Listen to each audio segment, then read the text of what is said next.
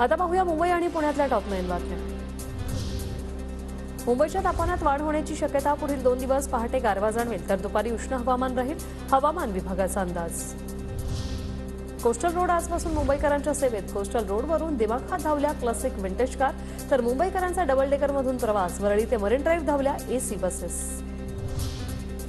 मुंबईतील संवेदनशील रेल्वे स्थानकात सुरक्षा यंत्रणेचा अभाव। बॅग स्कॅनर यंत्र, मेटल डिटेक्टर बंद असल्याचं आलं समोर। मुंबईमधील वाहतूक कोंडीवर नियंत्रण मिळवण्यासाठी एमएमआरडीएच्या हालचाली सुरू। मुंबईपासून नवी मुंबई ते बदलापूर नवा मार्ग होण्याची शक्यता।